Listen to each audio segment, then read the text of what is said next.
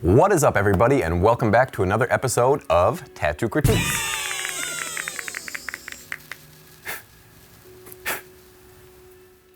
I'm Pony Lawson, and what we like to do here is talk about your tattoos. Whether you're an artist or collector, we like to talk about them all. This week we're going to be breaking down collector tattoos, and don't forget to stick around to the very end of the episode where we talk about my favorite tattoo of the week, as well as my featured artist or somebody that I think you guys should be following. So sit back, relax, have some snacks, and let's get to it.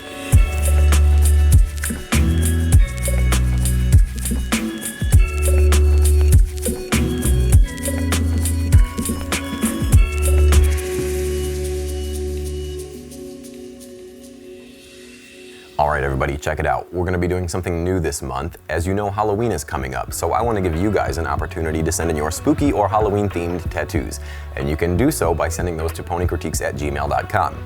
That episode will likely air on the 26th, so make sure you tune in and check it out then. All right, let's get into it. First up is Matteo. And Kai, you sent in this little half black and white, half color clown tattoo that you've got on your arm. So my first impressions with this tattoo are, I think the idea would sound good on paper, the half black and white, half color clown. But as it sits on skin, I just don't think I'm a huge fan of the tattoo itself. My eyes are kind of getting pulled in all sorts of different directions. The flow of it is just a little disorienting. There's not really any circular flow of movement where my eyes are getting pulled around in a methodical way. My eyes kind of go to the left of the clown where the cheek is droopy, and then it kind of gets up to the right side of the clown. My eyes also get pulled up to the top of the tattoo where the flower pot is sitting. It just doesn't seem like that oval is very ovular or circular. It's kind of a little flat, for lack of better words. When we look at the line weight throughout this entire tattoo, if you look to the right side of the clown, the color side of the clown, it's a lot thicker, and I like this bold line weight that you have here. However, you put that bold line weight at the bottom of the bow and the bottom of the jaw on the black and white side, and not on the ear or the hair on the left side or the nose. All the things that should technically be in the front or be those bold parts, have those bold lines. So it kind of just seems like those bold lines are in places where they necessarily shouldn't be, or there are spots where you should have bold lines and they're thin. I do wish the color section of this clown would go over just a bit more to meet the black and white part of this clown, just to give it more of a noticeable edge, a more definitive edge. I don't necessarily mean a line, but right now it just kind of seems like the color portion starts off a bit soft. Again, I think this idea sounds great on paper. I just don't believe it translated that well onto skin. But thank you very much, Kai, for sending that in, and let me talk about your tattoo. So the next tattoo is sent in by Brooke Hartlaub. And Brooke, you sent in this super dope skull tattoo with these little spider webs around it and some roses. And I'm trying to find some things wrong with these tattoos that you guys are sending in, but it's very difficult when you're sending me cool shit like this. So I do love the composition of this tattoo. I love how it rides from the very top of your shoulder all the way down past your elbow. And you can really tell that the artist has a great understanding of contrast and texture. And what I mean by that is if you look at the leaves and how they're very clean and solid black, and then you look at the skull and it's got this heavily stippled look to it, it just makes for a very dynamic tattoo. Even how they left the petals in the flowers almost skin tone, it just really helps that contrast of light. You've got a lot of heavy blacks and you've got these skin tone flowers. So again, by looking at this tattoo, I can really tell the artist knows what they're doing. Even when it comes down to the spider webs that are running through this, it's a great addition, a great detail to this tattoo. Maybe one thing that I would have changed is the line weight around the skull. You have this very thin line weight running throughout this entire tattoo with the spider webs and the roses and things like that, maybe the skull could have had a bit thicker outline on it. I'd be curious to see what it looked like with that. And also the eyes. I personally like how this eye has a very bright, vibrant highlight in it. But if we go over to the other eye, it just seems a lot lighter. And I believe they just did that because of the black leaves that are going into the eye socket. Maybe they just didn't want to make that too dark. However, I think they could have gotten away with a bit more black in there just to make it seem more deep. So overall, very cool tattoo, Brooke. I'd be stoked to wear this. Thank you so much for sending that in. All right, this next tattoo is sent in by Chaoui. Okay, so you did ask what you could do to make this tattoo look a little bit better. And honestly, I think if you just had a tattooer go back into this, sharpen it up a bit, add some nice solid blacks, you'd be good to go.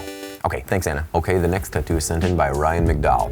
And Ryan, you sent in this tattoo, it looks to be a tool eye. And right away, I gotta say, I'm not the biggest fan of this tattoo, fresh or healed. There are a few things that need to be fixed or kind of cleaned up. And I think the main gripe here is this round part of the cornea. It's just not very round. And when we look at the healed photo of this tattoo, you can tell that the artist probably went a hair too deep because we're kind of getting some rather big blowouts happening around this cornea. When most people think of eyes, we think of nice circular round shaped corneas or eyeballs, and this just isn't it. The white that was used in this tattoo also seems unnecessary. It kind of seems like the artist wasn't very confident with the white and didn't push it in the way it needed to, because if we look at this healed photo, the white is almost non-existent. It's just about the same color as your skin tone. That doesn't mean that white won't work on your skin tone. You just have to have the right shades around that white to make it work. There are some very distinctive shapes in this tool eye when we look at the reference that I just don't see those shapes happening in your tattoo. There's also a lot of heavy black that I see in this reference, and I'm not really seeing hardly any black in your tattoo at all aside from the pupil. A nice heavy shadow underneath that upper eyelid would really help this thing become three-dimensional, and various shades here and there as well would really help this thing become 3D. Tool's artwork is generally fairly creepy, and this is just scary. In all honesty, Ryan, I would maybe take this tattoo to another tattooer and see if they could just clean it up a bit, round some things off, add some extra shading, because this tattoo does have potential. But thank you very much for sending that in. I do appreciate it. All right, this next tattoo is sent in by Brad Austin. And Brad, you said that this tattoo is your pride and joy at the moment. Well, let me tell you something, Brad. This tattoo is dope. For real, I totally agree with you. This one is very cool and fun to look at. The artist did an exceptional job. I'm trying to be very critical with these tattoos, but when I see things like this, it just puts a smile on my face. The one thing that I absolutely love about this tattoo, when it comes to the technical ability of these things, is if you zoom into the snout of the bear and you see that very, very, very, very faint gray wash outline that gives it just that nice white highlight next to those blue shades. Beautiful.